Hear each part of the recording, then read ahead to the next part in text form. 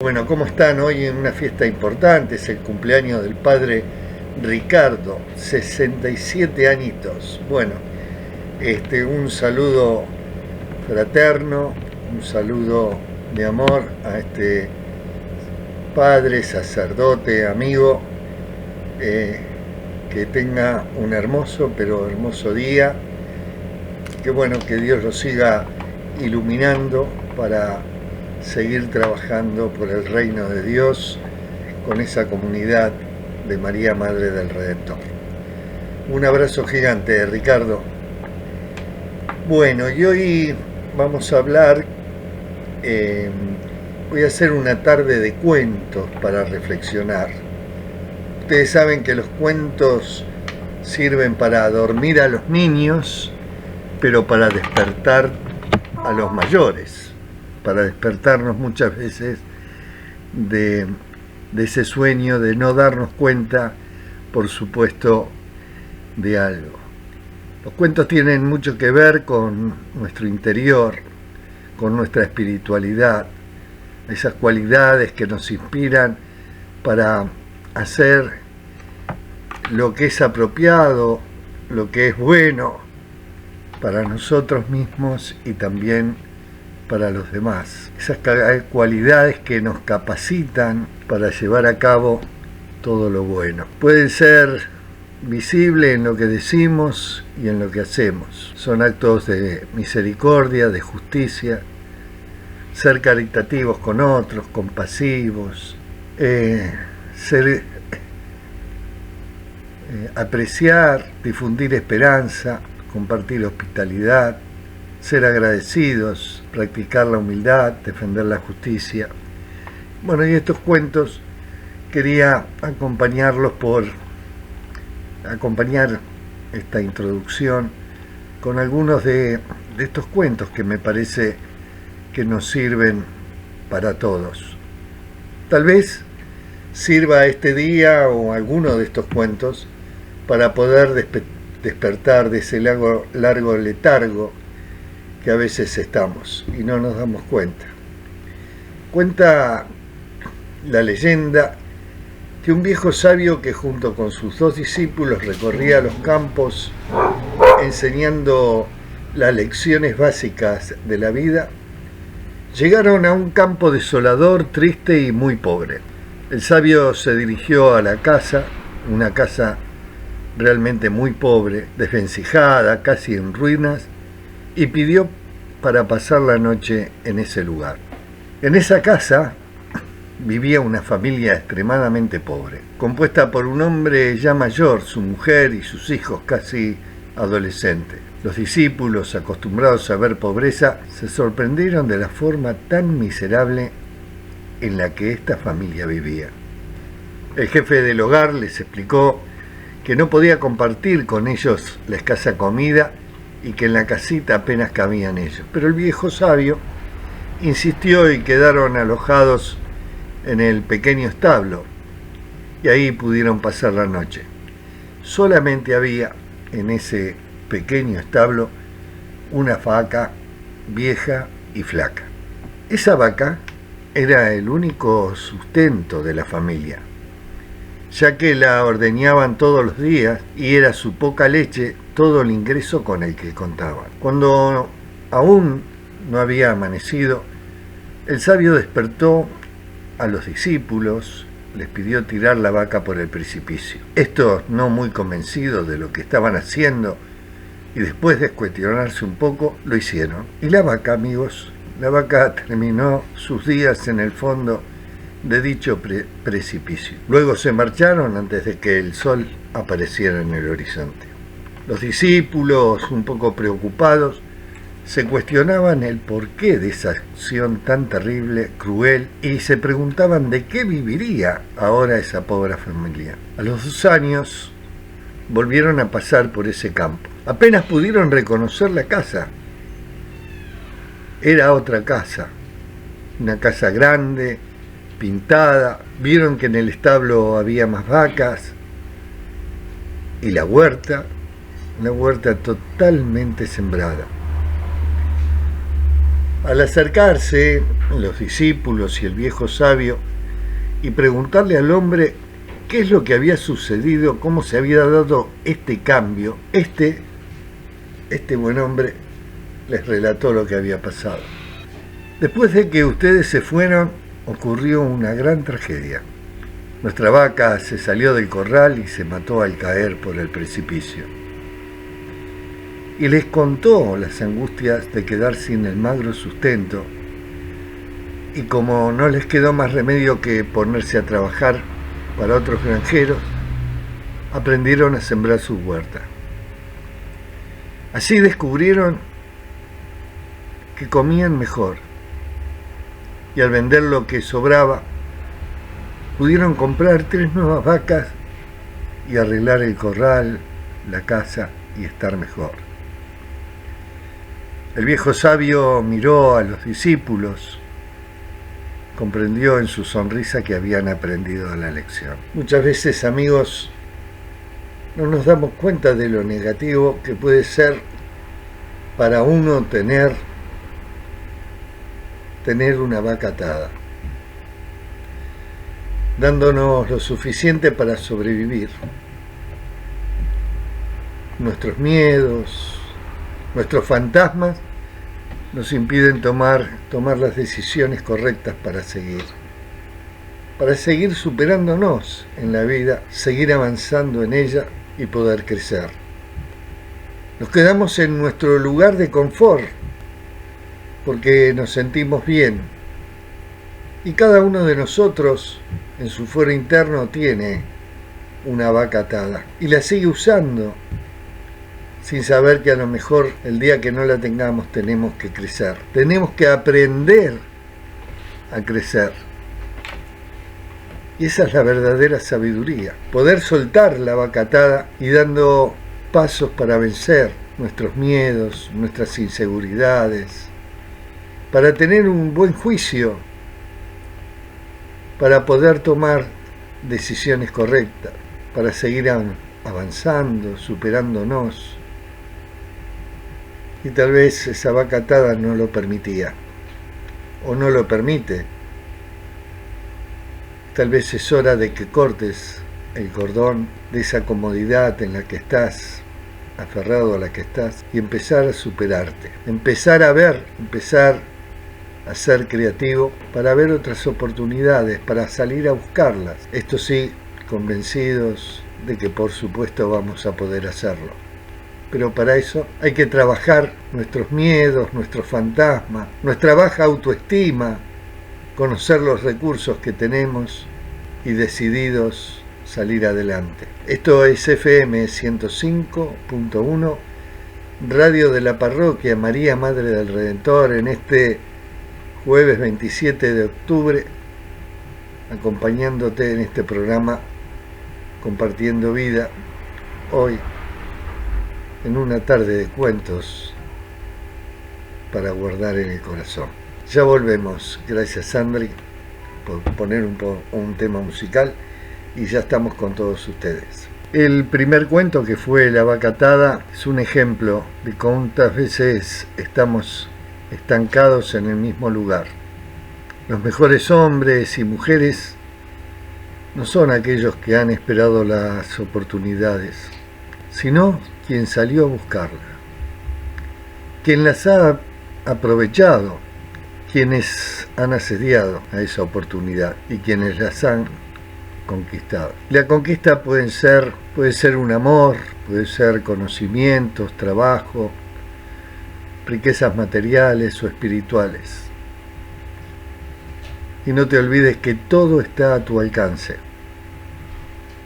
Vos podés plantearte las metas y los objetivos que vos deseas, teniendo en cuenta que las condiciones para lograr el éxito no son siempre fáciles. No hay otro método que trabajar duro, ser tenaz, soportar, tener fe, luchar, creer siempre, no rendirse, jamás volver la espalda. El cuento de la vaca. Y entre otros de los cuentos que hoy elegí para compartir con ustedes en esta tarde, hay un cuento que se llama Compartir lo provisorio. Y estos cuentos tienen una relación con esta vida espiritual o con lo espiritual de nosotros. Es un cuento, una parábola de Mamerto Menapache y que dice así: allá en las chacras se vivía prácticamente a la intemperie. No nos defendíamos demasiado de las realidades ni del clima. Más bien compartíamos el ritmo de las cosas y por supuesto de las personas. La noche nos encerraba a todos en los pequeños charcos de luz que creaban nuestras lámparas. Lo mismo que las aves acuáticas se reúnen en sus charcos cuando la atropella la sequía. La lluvia también era compartida por todos. Para todos era un tiempo de recogimiento bajo el techo, dejando suceder lo que era imposible conjurar. Pero también se vivía compartiendo los mismos gestos de la primavera, las mismas humillaciones del verano o del invierno.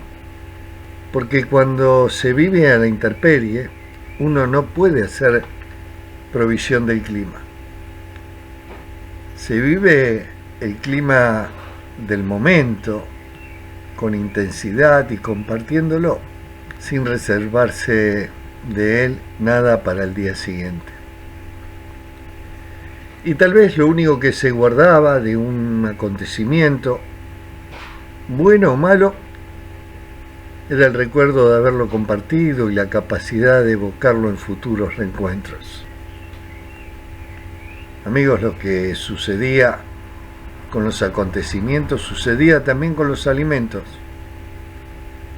sobre todo con aquellos más primitivos que provenían de la caza, de la pesca, porque en las chacras abundaban las palomas, sobre todo cuando el lino era chiquito, o luego de la desgranada del maíz, o para cuando el girasol empezaba a madurar. Y casi siempre cuando se escopeteaba la bandada solían caer más palomas de las que nosotros podíamos aprovechar, y como no teníamos la posibilidad de conservarla, y además era un orgullo el haber tenido buena puntería, el resto se mandaba a los vecinos. Y allá íbamos los chicos hacia distintos rumbos, llevando cada uno un par de palomas gordas, con la esperanza de recibir una propina. Y volvíamos luego a nuestro territorio, con el orgullo de todo embajador. Los lunes, la embajada venía del arroyo, sábado y domingo. Don Pablo nos pasaba en la isla o en el monte. Su razón de compartir era mucho más urgente porque el pescado de los arroyos del norte hay que comerlo fresco. A veces, en lugar del par de pescados chicos sacados a línea y anzuelo, solían venir con un trozo de pescado de los grandes, de esos que traen acollarando el relato de la hazaña. Y si la embajada no venía, todos compartíamos en silencio el fracaso vivido ese fin de semana por don Pablo. Lo mismo sucedía cuando para el invierno se carneaba el chancho. En eso de dar y el recibir, todos los vecinos comíamos presa fresca de las sucesivas carneadas. Y todos participábamos del esfuerzo, de la habilidad de todos. Sentíamos como una especie de alegría de familia que nos hacía compartir penas, alegrías, trabajos y fracasos. Pero ahora todo aquello ha cambiado, casi todos se han comprado una heladera. En cada chacra se dispone de una pequeña geografía polar que permite conservar los alimentos perecederos. Lo que antes se compartía, ahora se conserva.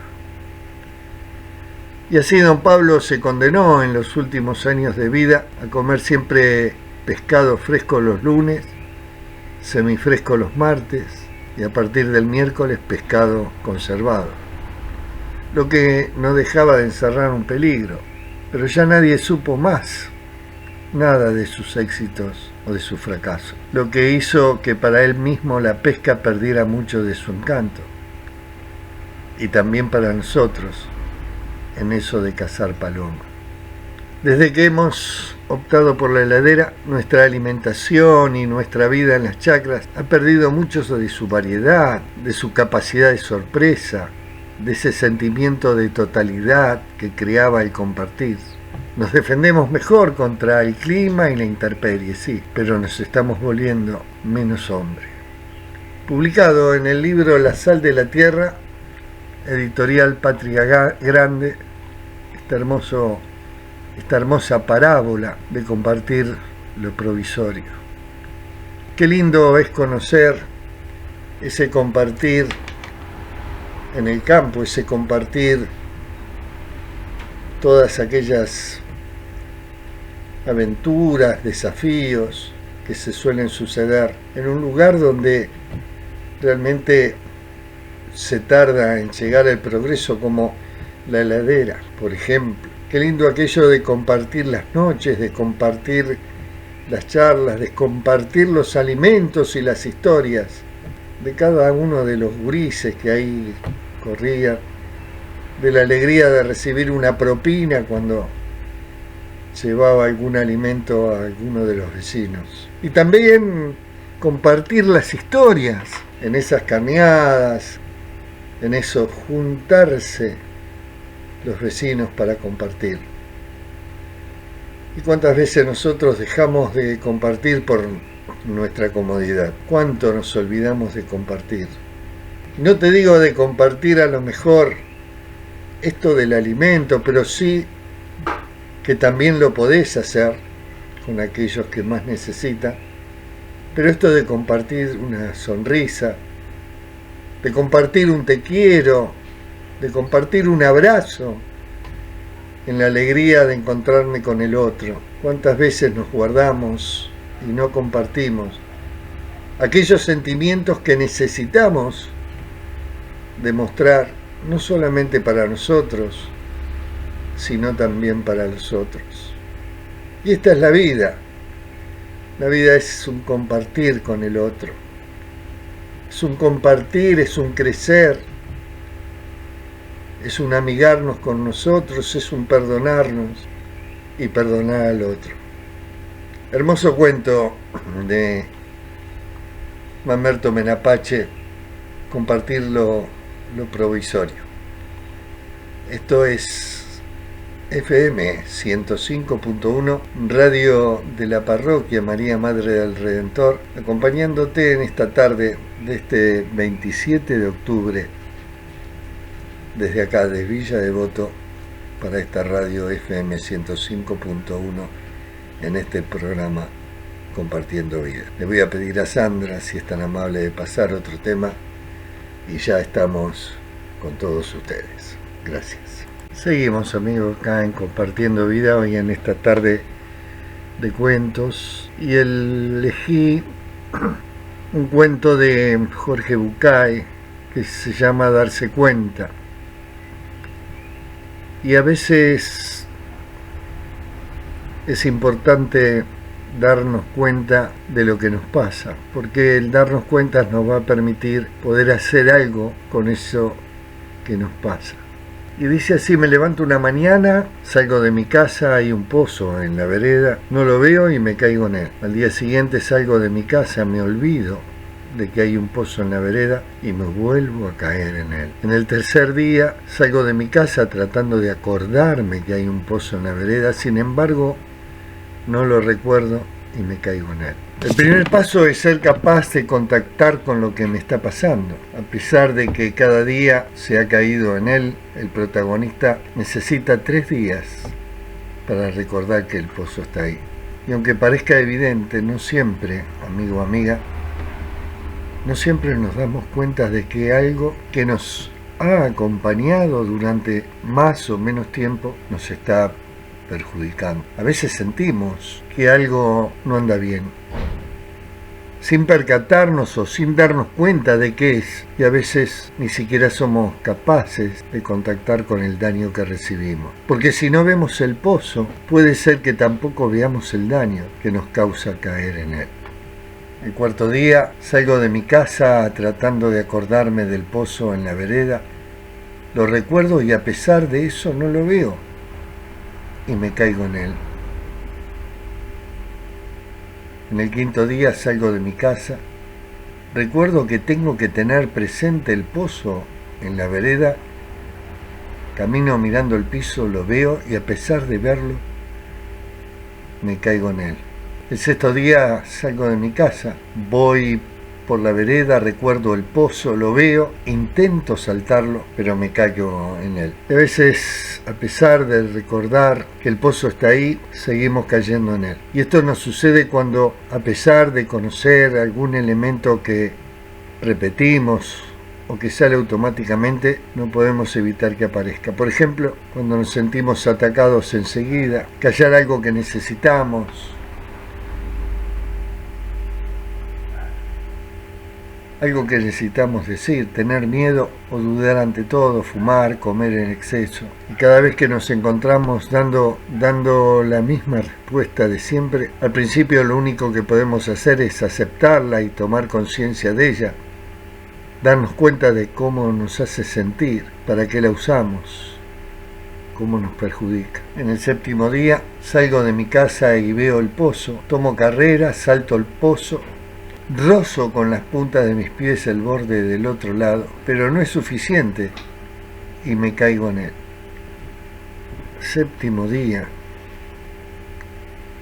Empezar a cambiar la respuesta. Una vez nos hemos dado cuenta, hemos puesto conciencia y hemos trabajado nuestra dificultad a nivel profundo. Cuando aparece, para qué nos sirve, su origen. Y si abre la posibilidad de poder empezar a cambiar la respuesta. De hecho, los pasos anteriores, conciencia, aceptación, trabajo, ya hacen que empiece a modificarse por sí solo. En el octavo día, salgo de mi casa, veo el pozo, tomo carrera, salto, llego al otro lado, me siento tan orgulloso de haberlo conseguido, que festejo dando saltos de alegría, pero al hacerlo caigo otra vez en el pozo. Y así como la cabra tira al monte, nuestra neura querrá volver a los automatismos de siempre, al conformismo de siempre. A veces, amigos, cuando nos relajamos y creemos que la dificultad ya está superada, resbalamos y volvemos a caer en el pozo. Un trabajo de conciencia requiere, por supuesto, paciencia y constancia. En el noveno día salgo de mi casa, veo el pozo, tomo carrera, lo salto y sigo mi camino. A partir de la conciencia y el trabajo en la que nos perjudica, conseguimos afianzar las nuevas respuestas y saltar con destreza por encima del pozo. Eso no garantiza que no volvamos nunca más a caer en él, pero sí que varía su tamaño, profundidad, que sabemos que existe, que sabemos dónde está y que sabemos cómo gestionarlo. El 10º día me doy cuenta, recién hoy, mi amigo, mi amiga, que es más cómodo caminar por la vereda de enfrente. ¿Cuántas veces tenemos que caer en el mismo pozo para darnos cuenta de que existe? ¿Cuántas veces, a pesar de saber que existe, seguimos cayendo en él o en otros similares?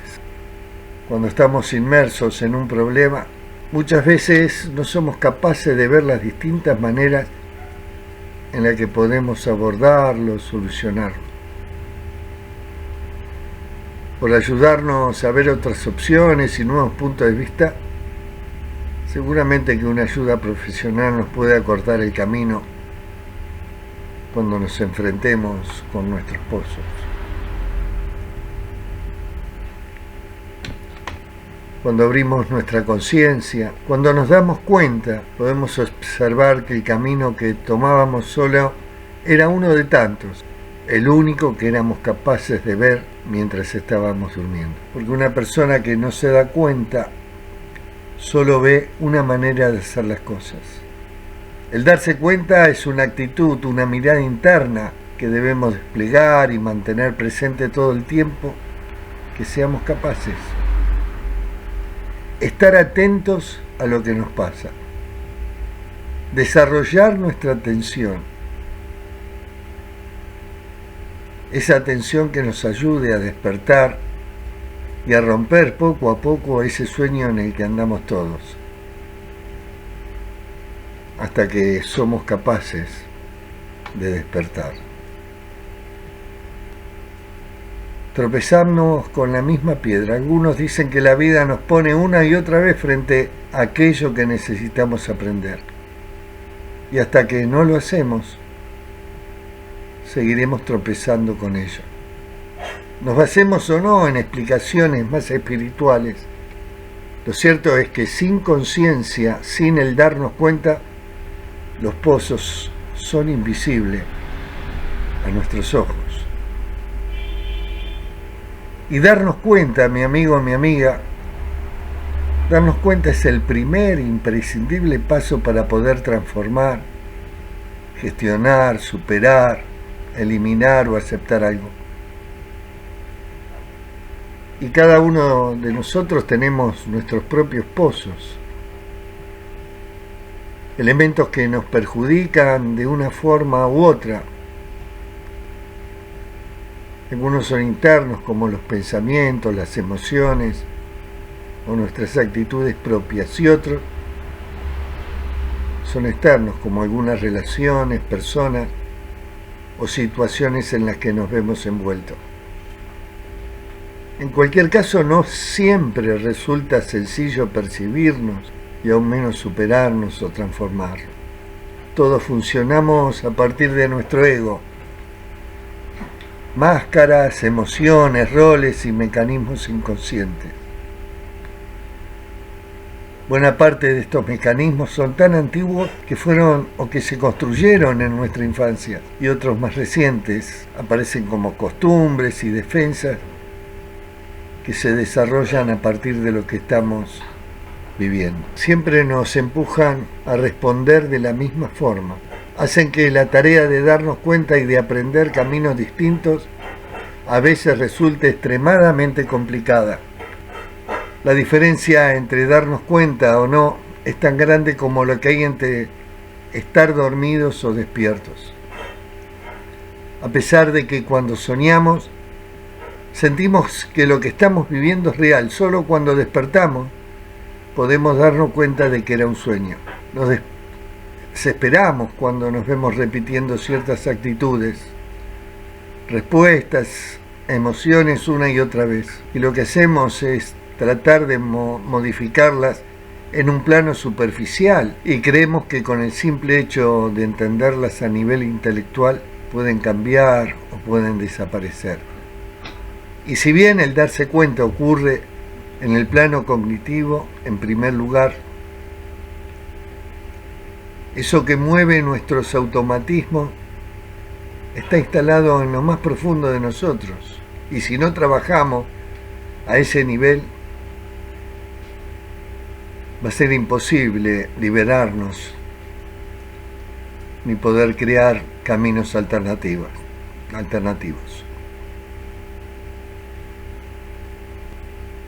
El despertar llega cuando nos damos cuenta de que no nos damos cuenta. Cuando podemos empezar a ver el piloto automático con el que funcionamos. Dándome cuenta de que no me doy cuenta. El protagonista de esta historia, de este cuento, necesita 9 días para conseguir evitar caer en el pozo. Y podemos tomar ese periodo de tiempo como una forma de explicar que cuando necesitamos cambiar algo, hace falta pasar por un proceso. Un tiempo más o menos largo que con las prisas de la sociedad actual no siempre estamos dispuestos a correr. Pero si tomamos el cuento como ejemplo, podemos hacer una analogía aproximada entre lo que le sucede a su protagonista y un proceso de darse cuenta dentro de un marco de trabajo interno,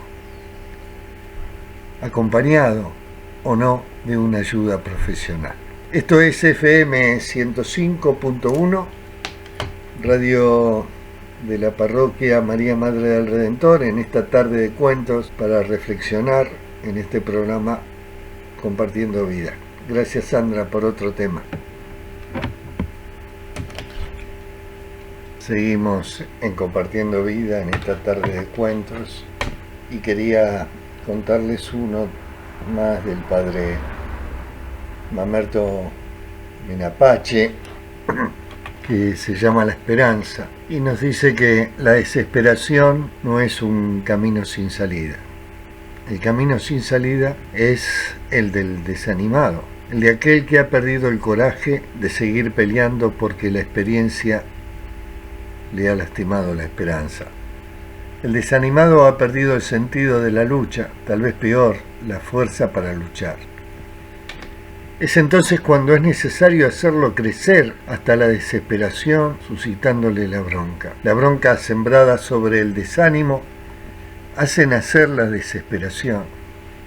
Y la desesperación superada eso es la esperanza. Por eso me parece imposible suscitar la esperanza en un desanimado a través de la compasión. Un desanimado no necesita de la lástima. La lástima es el responso sobre el desanimado. Al desanimado hay que llevarlo a la bronca a fin de que, sacudiendo en su vergüenza, asuma la desesperación y la supere.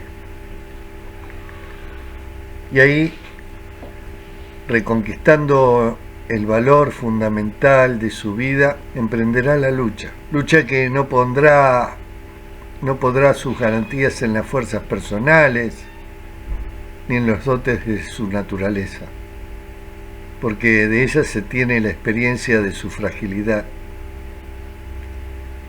Hasta cierto punto sobre ellas, el desánimo ha hecho la amputación de su capacidad de ser garantías. Porque la garantía se pone sobre algo mucho más profundo y más inagarrable, sobre algo mucho más nuestro, en definitiva, sobre el misterio de nuestra propia vida. Mi vida tiene un sentido, y el vivirlo es lo que me permitirá ser. Esa convicción profunda es un acto profundo de fe en sí mismo, o mejor, es algo que llevamos por dentro y que nos puso en camino. Creer que mi vida tiene un misterio que puede ser cumplido. Saber que eso existe y que aunque no lo veo es lo único que da apoyo real a mi vida y a mis opciones. Y es algo que me hace superar la desesperación. Pero insisto, solo la bronca puede llegar a hacernos crecer hasta la desesperación. Esa actitud profundamente humana que no nos deja admitir que nuestra vida carezca de sentido. Y es la fuerza que el desanimado necesita para no dejarse estar. La desesperación no es la desesperanza. La desesperanza es carecer de esperanza, es la situación de no tener ya esperanza, mientras que la desesperación es la situación de no tener una esperanza y por lo tanto la urgencia tenaz de conquistarla. En la práctica pienso que hay situaciones en las que solo nos queda una actitud humana razonable, sembrar con fe en el surco del amor para que poco a poco vaya creciendo la esperanza. Publicado en el libro La sal de la tierra, de editorial Patria Grande. Y es así el misterio de la vida. Si en una fábrica de tractores se quiere acelerar la producción, se recurre a la intensidad en el trabajo y a la duplicación de la materia prima utilizada. Con ello se consigue producir la misma cantidad en la mitad del tiempo. Por ejemplo, si en 9 meses salen de la fábrica una cantidad determinada de unidades, duplicando las horas de trabajo y el material utilizado, esa misma cantidad de tractores podría salir en 4 meses y medio. Y para ello basta una decisión eficiente del señor director de la fábrica. Pero si ese mismo señor se convierte en padre de un hijito, tendrá que esperar ansiosamente los 9 meses del embarazo para poder ver su rostro. No ganará nada con tener 2 señoras, porque la vida tiene sus propias maneras de realizarse. Poniendo el doble de granos de trigo sobre la misma superficie del campo, no necesariamente se consigue duplicar el rendimiento. Al contrario, suele acontecer que las plantitas se condicionan de tal manera por su cercanía que el resultado es exactamente el contrario de lo que se buscaba indebidamente. La vida no se produce, hay que aceptarla y acompañarla. Es un misterio, amigos, que exige respeto y dedicación. Tiene sus propios ciclos, sus tiempos. El trigo es sembrado en el corazón del invierno y madura en la plenitud del verano. El maíz nace en primavera y se lo cosecha al comenzar el invierno, luego de las primeras heladas. Los mandarinos florecen en septiembre y en nuestra zona mantienen sus frutas maduras de mayo a agosto. Las castañas entregan sus grandes granos y harinosos para Pascua. Lo que el agricultor decide es su plan de siembra y de plantación, y para ello elige las especies que desea, les asigna un trozo de chacra o de huerta, en su sabiduría escalonada los cultivos, y distribuye la cantidad de los distintos frutales, pero jamás exige a una variedad que se amolde a la manera de ser de otra.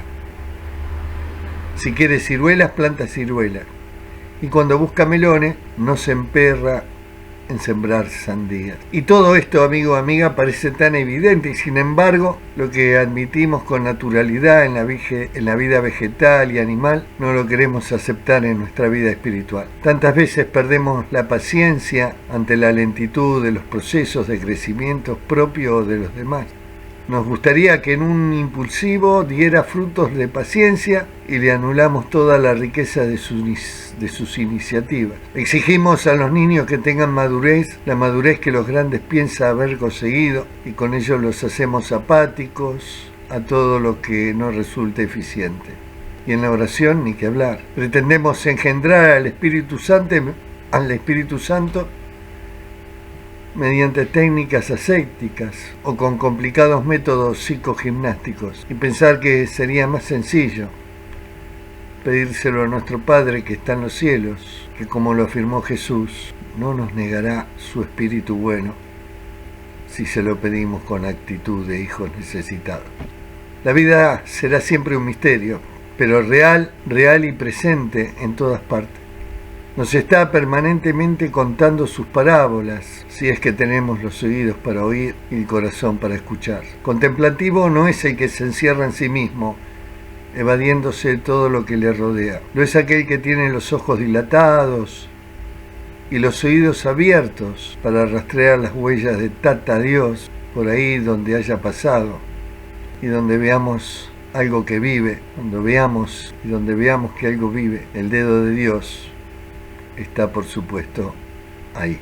Publicado en el libro Cuentos Rodados de editorial Patria Grande.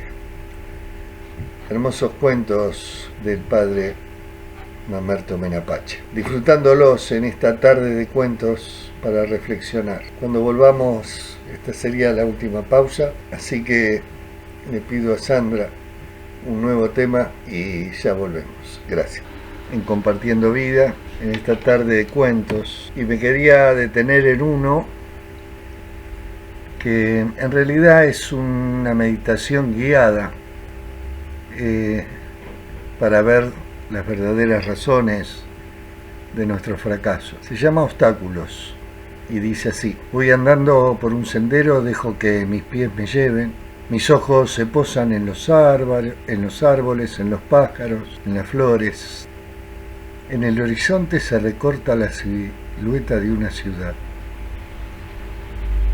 Agudizo la mirada para distinguirla bien y siento que esa ciudad me atrae. Y sin saber cómo, me doy cuenta de que esta ciudad puedo encontrar todo lo que deseo. Todas mis metas, mis objetivos y mis logros. Mis ambiciones y mis sueños están todos en esa ciudad. Lo que quiero conseguir, lo que necesito, lo que más me gustaría ser, aquello a lo cual aspiro lo que intento, por lo que trabajo, lo que siempre ambicioné, aquello que sería el mayor de mis éxitos. Me imagino que todo eso está en esa ciudad. Y sin dudar empiezo a caminar hacia ella, pero a poco de andar el sendero se va haciendo cuesta arriba. Me canso un poco, pero no importa, sigo. Diviso una sombra negra más adelante en el camino y al acercarme veo que es una enorme zanja que impide mi paso. Temo, dudo, me enoja que mi meta no pueda conseguirse fácilmente. De todas maneras, decido saltar la zanja. Retrocedo, tomo impulso y salto. Y gracias a Dios consigo pasarla. Me repongo y sigo caminando. Unos metros más adelante aparece otra zanja. Vuelvo a tomar carrera y también la salto. Corro hacia la ciudad. El camino parece despejado, pero me sorprende un abismo que detiene mi camino. Me detengo, imposible saltarlo. Y veo a un costado que hay maderas, clavos y herramientas. Y me doy cuenta que eso está ahí para construir un puente. Nunca he sido hábil con mis manos. Pienso en renunciar. Miro la meta que deseo y resisto. Empiezo a construir el puente. Pasan horas, días, meses, pero el puente está hecho. Emocionado lo cruzo y al llegar al otro lado descubro el muro. Un gigantesco muro frío y húmedo rodea la ciudad de mis sueños. Me siento abatido, busco la manera de esquivarlo, pero no hay caso. Debo escalarlo. La ciudad está tan cerca. No dejaré que el muro impida mi paso. Me propongo trepar. Descanso unos minutos, tomo aire, pero de pronto veo a un costado del camino a un niño que me mira como si me conociera. Me sonríe con complicidad.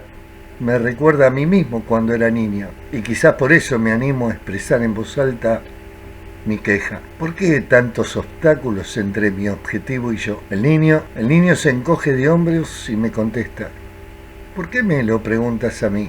Los obstáculos no estaban antes de que tú llegaras. Los obstáculos los trajiste vos. Hermoso cuento de los obstáculos que nos impiden crecer, que nos impiden ser lo que queremos ser. Somos nosotros los que ponemos los obstáculos para no cumplir las metas que nos propusimos, los sueños que deseamos y todo aquello que nos hace llegar a la contemplación de nuestra vida, aquello que nos hace crecer en nuestra vida.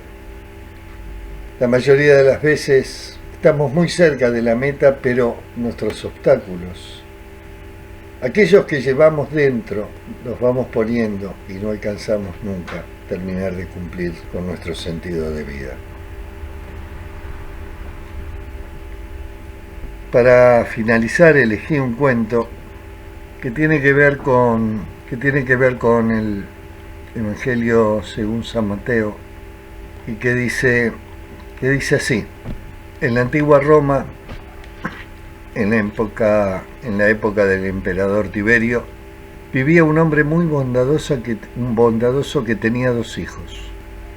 Uno era militar y cuando entró en el ejército fue enviado a las más lejanas regiones del imperio. El otro hijo era poeta y encantaba a toda Roma con sus hermosos versos. Una noche el anciano tuvo un sueño. Se le aparecía un ángel para decirle que las palabras de uno de sus hijos serían conocidas y repetidas en el mundo entero por todas las generaciones futuras. Aquella noche el anciano se despertó agradecido y llorando porque la vida era generosa y le había revelado una cosa que cualquier padre estaría orgulloso de saber. Poco tiempo después, el anciano murió al intentar salvar a un niño que iba a ser aplastado por las ruedas de un carruaje. Y como se había aportado de manera correcta y justa durante toda su vida, fue directo al cielo. Y se encontró con el ángel que se le había aparecido en su sueño. «Fuiste un hombre bueno», le dijo el ángel. «Viviste tu existencia con amor y moriste con dignidad. Y ahora puedo concederte cualquier deseo que tengas». «La vida también fue buena conmigo», respondió el anciano. Cuando apareciste en mis sueños sentí que todos mis esfuerzos estaban justificados, porque los versos de mi hijo quedarán entre los hombres de los siglos venideros, y nada tengo que pedir para mí. No obstante, todo padre estaría orgulloso de ver la fama de alguien a quien cuidó cuando niño y educó cuando joven. Sí me gustaría oír, en el futuro lejano, las palabras de mi hijo. El ángel tocó al anciano en el hombro y ambos fueron proyectados hasta un futuro lejano. Alrededor de ellos apareció un lugar inmenso con millones de personas que hablaban una lengua extraña. El anciano lloró de alegría. Yo sabía que los versos de mi hijo poeta eran buenos e inmortales, le dijo al ángel entre lágrimas. Me gustaría que me dijeras cuál de sus poesías es la que estas personas están repitiendo. Y entonces el ángel se aproximó al anciano con cariño. Se sentaron en uno de los bancos que había en aquel inmenso lugar. Los versos de tu hijo poeta fueron muy populares en Roma, dijo el ángel. A todos gustaban y todos se divertían con ellos. Pero cuando el reinado de Tiberio acabó, sus versos también fueron olvidados. Estas palabras que estás escuchando son de tu otro hijo, el que entró en el ejército. El anciano miró sorprendido al ángel. Tu hijo fue a servir a un lugar muy lejano y se hizo centurión. También era un hombre justo y bueno. Pero cierta tarde uno de sus siervos se enfermó y estaba a punto de morir. Tu hijo entonces oyó hablar de un rabino que curaba enfermos y anduvo días y días buscando a ese hombre. Y mientras caminaba, descubrió que el hombre que estaba buscando era el Hijo de Dios. Encontró a otras personas que habían sido curadas por él. Aprendió sus enseñanzas y a pesar de ser un centurión romano, se convirtió a su fe. Hasta que cierta mañana llegó hasta el rabino. Le contó que tenía un siervo enfermo. El rabino se ofreció de ir hasta su casa, pero el centurión era un hombre de fe y mirando al fondo de los ojos del rabino comprendió que estaba delante del propio Hijo de Dios. Cuando las personas de su alrededor se levantaron, estas son las palabras de tu hijo, prosiguió el ángel. Son las palabras que le dijo al rabino en aquel momento y que nunca más fueron olvidadas. Señor, yo no soy digno de que entréis en mi casa, pero decid una sola palabra y mi siervo será salvo. Al oírlo Jesús quedó admirado y dijo a los que lo seguían: les aseguro que no he encontrado a nadie en Israel que tenga tanta fe. Por eso les digo que muchos vendrán de oriente y de occidente y se sentarán a la mesa con Abraham, Isaac y Jacob en el reino de los cielos. Y dijo Jesús al centurión: ve, que te suceda como has creído. Y en aquella hora sanó el criado.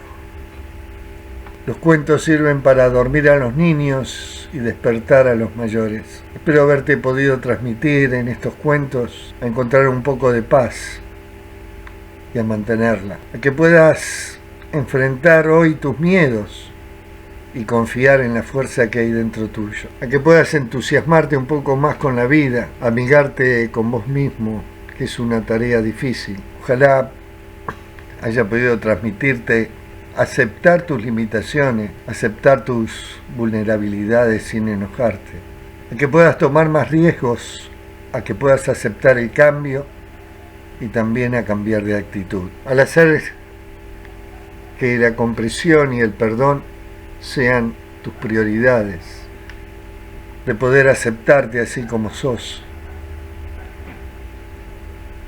de poder aprender de los desencuentros y de los fracasos.